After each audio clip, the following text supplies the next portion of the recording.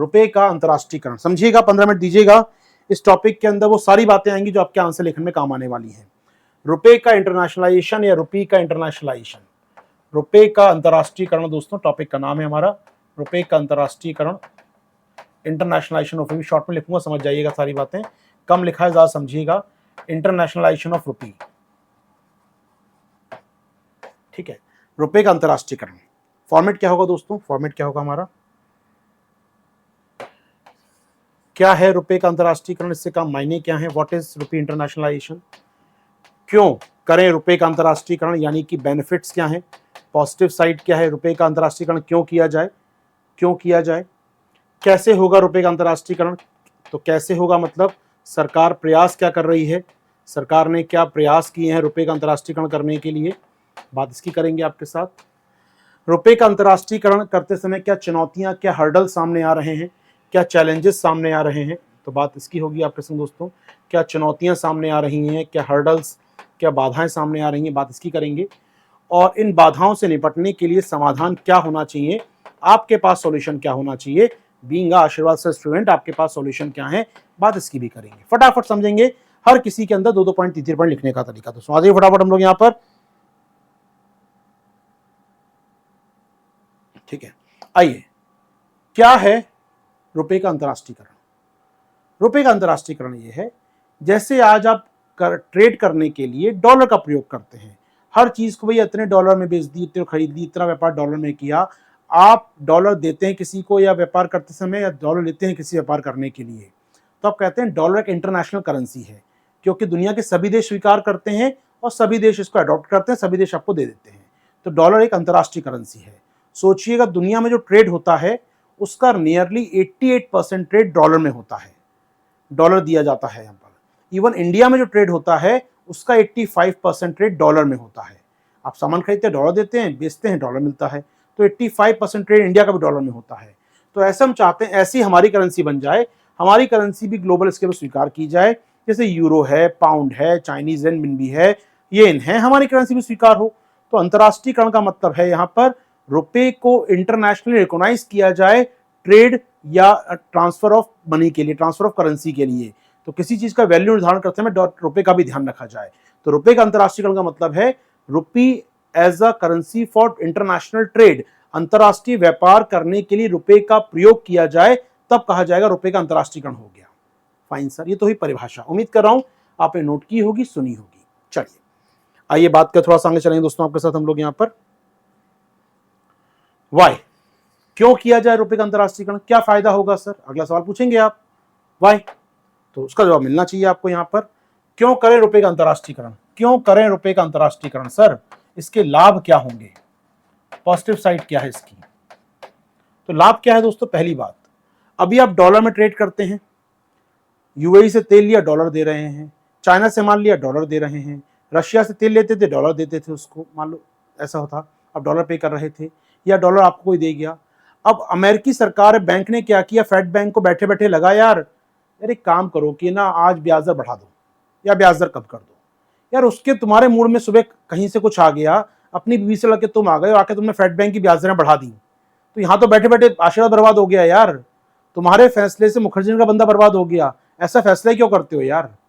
तो क्या करना है, क्योंकि अमेरिका के इंपैक्ट पड़ता है भारतीय पर, वहां के फेड बैंक क्या कर रहा है उसका असर हम पे पड़ता है, हमारा ट्रेड बर्बाद हो जाता है। वहां पर सोचिए उन्होंने कहा ब्याज दर बढ़ा दो, बढ़ गई ब्याज दर, वहां डॉलर आना बंद, डॉलर की सप्लाई रुक गई, आपके डॉलर महंगा। डॉलर महंगा मतलब ये पेन जो आ रहा था $1 का, कल तक मैं उसके लिए 80 रुपए देता था, सडनली क्या हुआ मालूम पड़ा कल एक पेन आएगा $1 का, मुझे 100 रुपए देने पड़ेंगे। या बैठे बैठे महंगाई बढ़ गई मेरे यहाँ, तो कुछ नहीं करा, आयातित महंगाई, इंपोर्टेड महंगाई हो गई कि अमेरिका ने ब्याज दर बढ़ा दी, वहां पर उनका मन में आया ब्याज दर बढ़ा दी, हमारे महंगाई बढ़ गई। तो भैया ये नहीं चाहिए, कल उनका मन आया नहीं आज आराम से खेलते हैं, आज खेलने का मन नहीं है, चलो ब्याज दर कम कर दो। ये यार मैं माल बेच रहा था, मैं माल बेचता था $5 आते थे मेरे पास, अब माल बेचूंगा $4 आए मेरे पास, क्या मतलब है यार फिर ऐसे सामान बेचने का, ये बैठे बैठे नुकसान हो रहा है मुझे तो आपके काम से। जी हाँ, तो इससे क्या होता है, डॉलर की अनिश्चितता, डॉलर की अनसर्टेनिटी का असर क्या पड़ता है, सीधा आप पर पड़ता है। जी हाँ, तो डॉलर की अनिश्चितता का असर, डॉलर की ब्याज दर का असर सीधा आप पर पड़ता है। तो डॉलर निश्चित होगा, आपके डॉलर महंगा हो जाएगा, ट्रेड महंगा हो जाएगा। जी हाँ, इससे बचने के लिए जरूरी है रुपया लाया जाए। सबसे अच्छा रुपया हमारा। ठीक बात है सर, बहुत अच्छी बात। आइए दूसरी बात करते हैं आपके सर, और क्या कारण क्या है सर? दूसरी बात, दूसरा कारण क्या है, क्या फायदा होगा डॉलर रुपए का अंतर्राष्ट्रीयकरण से? अब जैसे रशिया पर सैंक्शन लग गए वॉर के बाद, अमेरिका ने कहा नहीं तो मेरा डॉलर यूज नहीं कर सकते। भाई ठीक बात है, उसका डॉलर वो छापता है, कैसे यूज करोगे? अब मुझसे बिना पूछे नेपाल चीन को कहे यार रुपया चाहिए तुमको क्या, या भूटान चीन को कहे नेपाल रुपए में ट्रेड करते हैं चलो हम लोग, तो मुझसे बिना पूछे थोड़ी करोगे तुम, करेंसी तो मेरी है ना यार, अदा करने का वचन तो मैं दे रहा हूं ना तुमको, उस पर साइन तो मेरे गवर्नर के है ना, अदा करने का वचन किसने दिया? भारत के गवर्नर ने, तो भारत से पूछोगे ना कम से कम। तो मुझसे बिना पूछे ट्रेड नहीं कर सकते मेरी करेंसी का तुम। तो मान लो अमेरिका ने सैंक्शन लगा दिया रशिया पर और दुनिया को मना कर दिया कोई डॉलर रशिया को नहीं देगा $1। अब रशिया से माल आता, पैसे कैसे दे डॉलर को? तो क्या रशिया पर जो सैंक्शन लगे, अमेरिका जो प्रतिबंध लगाता है दुनिया भर के देशों पर चौधराहट दिखाने के लिए, कभी ईरान पर, वेनेजुएला पर, क्यूबा पर, रशिया पर, इन पर उन पर, इससे होता क्या है? व्यापार तो हमारा खराब हो गया जनाब। आपका तो कहना था कि डॉलर मत देना, हम तो रशिया डॉलर में ट्रेड कर रहे थे। तो अमेरिका की कूटनीति का, अमेरिका की स्ट्रेटजी का, अमेरिका की डिप्लोमेसी का असर इंडिया के ट्रेड पड़ता है, तो उससे फ्री करना है। जी हाँ, हमें आजादी चाहिए, सामंतवाद से नहीं, हमें आजादी चाहिए अमेरिका की चौधराहट से। तो प्रतिबंधों से जो नुकसान होता है हमारा यहाँ पर, जो नुकसान होता है उसके चलते आपको बचना है अगर, तो क्या करना पड़ेगा? जो सैंक्शन अमेरिका लगाता है बहुत सारी दुनिया पर, जो सैंक्शन रशिया पे लगाया उसने, अभी ईरान पे लगा रखा है जैसे, इससे बचना चाहते हैं तो क्या करें हम लोग? रुपए का अंतर्राष्ट्रीयकरण करें। ठीक है सर, और क्या करें? डॉलर, और क्यों आवश्यकता है हमको यहाँ पर रुपए का अंतर्राष्ट्रीयकरण करने की? यार रुपए का इंटरनेशनल ट्रेड होगा, सोचिए ना, मतलब आपका सम्मान, आपका नाम, आपका गर्व बढ़ेगा, महाशक्ति बनेंगे यार, तब बनेंगे महाशक्ति आप। जी हाँ, तो ये आपकी करेंसी की स्ट्रांगनेस को दिखाएगा, आपकी करेंसी स्ट्रांग होगी, आपका देश महान बनेगा, आपका देश सम्मान बढ़ेगा। जी हाँ, ये सब होगा हमारे यहाँ पर। चलिए आगे बढ़ते हैं आपके साथ। ठीक है, तो ये कुछ फायदे नुकसान होंगे, आपको फायदे होंगे, मान ली शॉर्ट में लिख रहा हूं, फायदे होंगे दोस्तों। अब आइए, क्या भारत सरकार ने प्रयास किया? हमारा अगला एस्पेक्ट है कैसे होगा ये, या क्या प्रयास किए गए इसके लिए। ठीक है, तो प्रयास नंबर 1 या एफर्ट्स, या कैसे होगा काम, ये कैसे हम अंतर्राष्ट्रीयकरण करेंगे, क्या प्रयास हम लोगों ने किए हैं उसकी बात कर लें, क्या एफर्ट्स हम लगा रहे हैं। तो एफर्ट नंबर 1, आरबीआई ने 18 देशों के साथ परमिशन दे दी है रुपए में ट्रेड करने के लिए। वहां के बैंक यहां पर वॉस्ट्रो अकाउंट खोल सकते हैं, हम वॉस्ट्रो अकाउंट खोल सकते हैं वहां पर, यानी हम लोग 18 देशों के साथ अब रुपए में ट्रेड कर सकते हैं, उनके अकाउंट हमारे बैंकों में रुपए में खोले जा सकते हैं। जैसे यूएई हो गया, सिंगापुर हो गया, श्रीलंका हो गया, मलेशिया हो गया, रशिया हो गया। तो 18 देशों के साथ आरबीआई ने मंजूरी दे दी अब तक दोस्तों। अब तक मंजूरी मतलब मई लास्ट तक की बात करो, तक अपडेट है मेरे पास, अब बढ़ गई हो तो संख्या बढ़ गई हो मुझे नहीं कह सकता हूं, लेकिन मई लास्ट तक 18 देश थे लगभग इस लिस्ट में। तो 18 देशों के साथ हम लोग रुपए में ट्रेड कर सकते हैं, बांग्लादेश वाले कर रहे हैं, या फिर श्रीलंका वाले, या यूएई वाले, या फिर रशिया वाले, ये सब कर सकते हैं। परमिशन दी आरबीआई ने। इसके अलावा दोस्तों और परमिशन क्या हुई है, हमने एक प्रकार से अपने एक गिफ्ट तैयार की, गिफ्ट सिटी दोस्तों, आपने नाम सुना गिफ्ट सिटी। गिफ्ट सिटी क्या है मालूम है आपको? भारत की ज्योग्राफिकल बाउंड्री में एक ऐसा इलाका है जहां कोई करेंसी लाइए, करेंसी ले जाइए, कोई मना नहीं करेगा आपको यहाँ पर।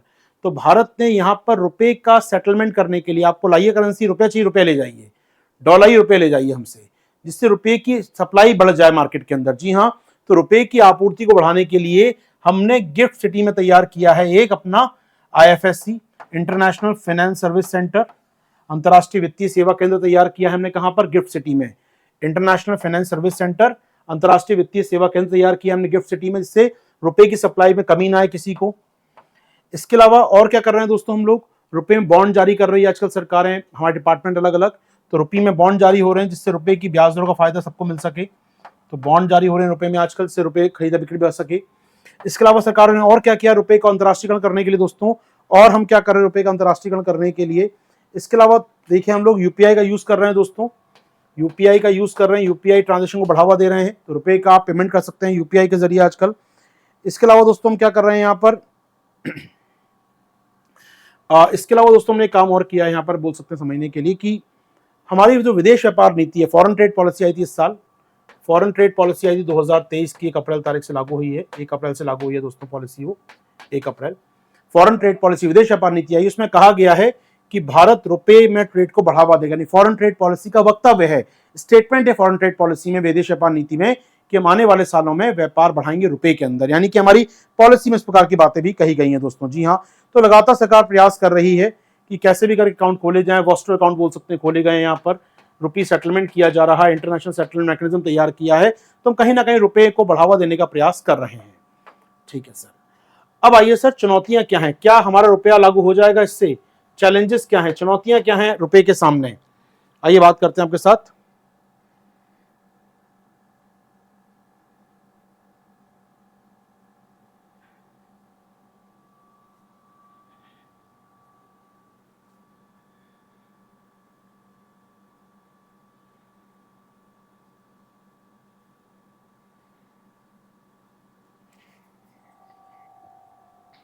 ओके, चैलेंजेस क्या है दोस्तों, समझिएगा। चैलेंज नंबर 1, देखिए रशिया से आपने चालू किया रुपए में ट्रेड, मान लीजिए, ठीक है, रशिया माल बेचता है इंडिया को, मान लो कुछ माल बेचता है, रुपए में डॉलर में कन्वर्ट कर लीजिए, रुपए में माल बेचता है, उसने माल बेचा, मान लो 1 अरब रुपए का माल बेचा, ठीक है, हमें 1 अरब रुपया देना पड़ेगा, रुपए देने पड़ेंगे, गांधी वाली नोट दे दी हमने उसको, 1 अरब रुपया दे दिया हमने उसको, 1 अरब का सामान भारत में आ गया, तेल आ गया भारत में, हमने उसको रुपया दे दिया। अब उसके बाद रुपया इकट्ठा हो गया, अब उसने कहा भारत सामान खरीदते हैं, तो भारत ने सामान बेचा, मान लो उसको चमड़ा बेचा, लेट से लेदर बेचा हमने उसको, और सामान बेचा, उससे क्या हुआ, पूरा माल बेचकर भी उसका आधा बिलियन रुपए वहां से वापस आ गए। तो अभी रशिया के पास एंड ऑफ द डे, साल के अंत में इसके पास पैसा बच गया, क्योंकि रशिया जो माल बेच रहा है उसकी लागत कीमत ज्यादा है भारतीय माल के मुकाबले। यानी मैं अपनी सामान्य भाषा में कहूं, भारत का आयात ज्यादा है निर्यात से, हमारे इंपोर्ट जो हैं दोस्तों वो ज्यादा हैं हमारे एक्सपोर्ट से। तो इससे क्या होगा, रुपया का वन वे सप्लाई होगी, केवल आप माल ज्यादा मंगाओ तो रुपया ज्यादा दोगे उसको, धीरे धीरे क्या होगा, रुपए का भंडार हो जाएगा, वहां पर चुनौती हो जाएगी। जी हाँ, चैलेंज होगा, क्योंकि हमारा आयात ज्यादा होता है यार। चीन में शोभा देता है, चीन को शोभा क्यों देता है, चीन का निर्यात बहुत ज्यादा है, चीन की करेंसी रेनमिनबी हो सकती है ग्लोबल करेंसी, उसका एक निर्यात काफी ज्यादा है, उसका सरप्लस है, हमारा घाटा होता है यार, हम यूएई से ट्रेड करते हैं घाटा होता है, चाइना से करते हैं घाटा होता है, तो क्यों चलेगा फिर ये। तो अपने हम बड़ा चैलेंज क्या है, हमारा व्यापार घाटे में है दोस्तों, बड़ा चैलेंज नंबर 1।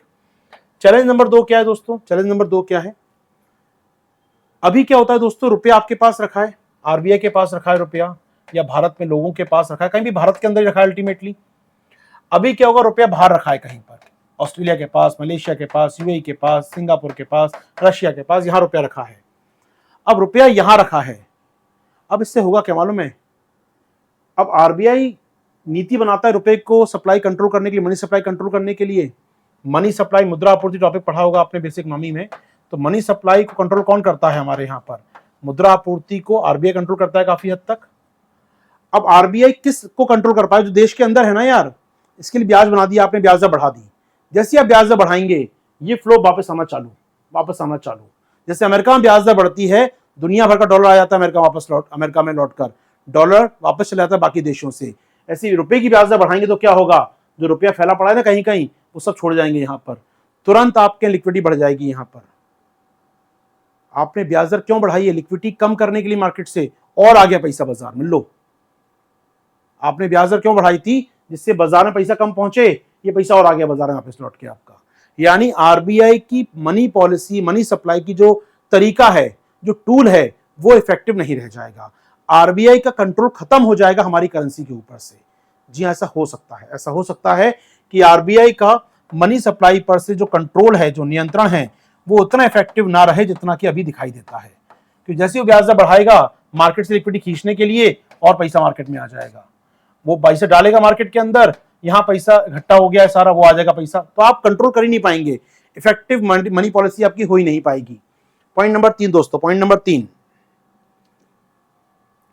तीसरी बात, हमारी मुद्रा क्या दोस्तों इकट्ठी हो गई किसी के पास, बहुत सारी इकट्ठी हो गई, मान लो रशिया के पास बहुत सारी करेंसी हो गई इंडिया की, अब सोचिए एग्जांपल आपके सामने आ चुका है, तो खैर एक साल में बहुत तेल लिया रशिया से हमने दोस्तों, लगभग 40 अरब रुपए रशिया इकट्ठे हो गए रशिया के पास, 40 अरब रुपए इकट्ठे रशिया के पास, समय 40 बिलियन रुपीस पड़े रशिया के पास हमारे, ठीक है, 4000 करोड़ रुपए रशिया के पास रखे हैं हमारे, ठीक है। अब रशिया कह रहा मैं क्या करूं यार, हमने कहा और तेल चाहिए, हमको यहाँ पर 4000 करोड़ रुपए समझ सकते हैं आप, रशिया के पास रखे हैं हमारे, ठीक है, रशिया पर इकट्ठे हो गए यहाँ पर, हमने कहा और तेल चाहिए हमको, तो यार और तेल बेचो और हम पैसा देंगे आपको, तो रशिया ऑलरेडी पैसा रखा है, रुपया रखा है, मैं नहीं दे रहा रुपया, जाओ, मुझे चाहिए ही नहीं रुपया आपका, अब मुझे या तो आप डॉलर दो, डॉलर आप दोगे नहीं क्योंकि अमेरिका ने सैंक्शन लगा रखा है। तो मुझे एक काम करो, चाइनीज करेंसी है ना रेनमिनबी, वो दे दो, चीनी मुद्रा दे दो मुझे आप, या फिर दिरहम दे दो, यूएई की करेंसी दे दो मुझे आप। क्योंकि क्या है, रशिया चाइना से माल खरीदता है दोस्तों, चाइना और रशिया की लोकल करेंसी चलती है, चाइनीज करेंसी का यूज करता है। अब होता क्या, बड़ा इंटरेस्टिंग बात सुनिएगा, चाइना है ये, चाइना से माल गया रशिया को, ये माल जा रहा है यहां से, और यहां से रेनमिनबी चाइनीज करेंसी वापस आएगी यहां पर।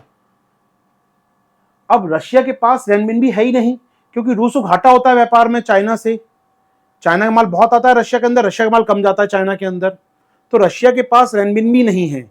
अब वो कह रहा है मुझे काम करो इंडिया यार, तो मुझे रेनमिनबी दे दो, मुझे चाइना को देनी होती है। तो रेनमिनबी एक ग्लोबल करेंसी बन गई इंस्टेड ऑफ डॉलर यहां पर। तो देश क्या कर रहे हैं, वो इंडिया की करेंसी का यूज नहीं करेंगे, उन्हें चाइनीज करेंसी है तो दिरहम दे दो, उसमें खुश हैं वो लोग। जी हाँ, तो इससे क्या असर हो रहा है, चैलेंज क्या आ रहा है, दुनिया के देशों में इकट्ठा होगा पैसा तो हमारी सप्लाई लेना बंद कर देंगे वो। अब ऐसा क्यों करेंगे, ऐसा वो क्यों करेंगे हमारे साथ, वो समझिएगा। आखिर रशिया से क्यों कर रहा है, इसके पीछे जिम्मेदार है एक हमारी एक कहानी का सेट ऑफ, इसे वर्ड यूज करते हैं, रुपए की परिवर्तनीयता। सुना है कभी इस टॉपिक को आपने, परिवर्तनीयता यानी कि convertibility of rupee, convertibility of rupee, सुना है शब्द को कभी आपने, कन्वर्टेबिलिटी ऑफ रुपी, रुपए की परिवर्तनीयता। क्योंकि हमारा रुपया पूर्ण परिवर्तनीय नहीं है, फुली कन्वर्टेबल नहीं है, मतलब कोई रुपया लाए इंडिया में और डॉलर लेके चले जाए यहां से, नहीं मिलेगा उसको, नहीं मिलेगा उसको। आरबीआई कहेगा क्यों चाहिए, किस लिए चाहिए, नहीं देंगे, जाओ। वहीं आप दुनिया में किसी और देश में, मान लो आप साउथ कोरिया में है, आप इवन थाईलैंड में है, आप जाइए वहां पर, उनको दीजिए डॉलर, आपको जितना थाईलैंड करेंसी मिल जाएगी, आपका थाईलैंड करेंसी जाके दीजिए उनको, जितना डॉलर चाहिए उतना मिल जाएगा आपको, फुल कन्वर्टेबिलिटी। पूछता भी नहीं है बैंक वहां पर क्यों चाहिए आपको, हमारे 100 फॉर्म भरवाएंगे, फ्री बना कर देंगे देने से आपको। तो भारत की करेंसी फुली कन्वर्टेबल नहीं है, पूर्ण परिवर्तनीय नहीं है, यानी इस करेंसी का डॉलर के साथ अगर एक्सचेंज करना चाहें तो आरबीआई 100 सवाल पूछेगा क्यों करना है आपको, तब देगा डॉलर वो आपको। या आप डॉलर लेकर आए बाहर से, सोचिए डॉलर लेकर बाहर से आ रहा हूं देश में निवेश करने, आप आओगे, आरबीआई पूछता है क्यों आए भाई, क्या काम है, कहोगे जनाब मुझे निवेश करना है भारत के अंदर। अच्छा, किस निवेश करना है, कितना करना है, कितना पैसा लाए हो, कितना लाओगे अगले साल, भगो यहां से, नहीं चाहिए पैसा। मना कर सकता है आरबीआई, मना क्या करेगा, कहेगा ठीक है डॉलर रुपए चाहिए ना, लाओ 100 डॉलर दो, 100 रुपए देंगे तुमको। वो क्या पागल समझ रखा है तुमने, 100 डॉलर भी ले लोगे, 100 रुपए दोगे मुझको, आरबीआई का ये रेट है भैया मेरा, चाहिए तो लो, भगो यहाँ से, छोटा भगाई दिया आपने उसको। कहा 100 डॉलर बनते हैं लगभग 8,000 रुपए के, उसको 8,000 मिलना चाहिए भारत में आकर, वो पैसे लेके आया 100 डॉलर इंडिया में निवेश करने के लिए, उसको मिलना चाहिए 8,000, आरबीआई कह रहा 100 रुपए देंगे, 100 डॉलर के चाहिए, चला जाएगा आदमी। क्योंकि हमारे कंट्रोल किसका है रुपए पर, कन्वर्टेबिलिटी पर, आरबीआई का, सरकार का। तो ऐसे में लोग डरते हैं कि रुपया स्टॉक ना करें, क्योंकि स्टॉक कर लिया और रुपये कन्वर्टेबल होता तो लाएंगे उठा के रुपया, कल डॉलर लेके चले जाएंगे आरबीआई से, चिंता की बात ही नहीं है कोई। तो ऐसे में देश डॉलर का स्टॉक करने से डरते हैं, और भारतीय रुपए के सामने थोड़ी बाधा समय यही है कि आप इंटरनेशनलाइजेशन करना चाहते हो लेकिन आपकी करेंसी कन्वर्टेबल नहीं है। जी हाँ, तो एक बड़ी चुनौती अपने ये भी है, उम्मीद कर रहा हूं ये बातें आपको समझ में आ रही हैं दोस्तों। यहां पर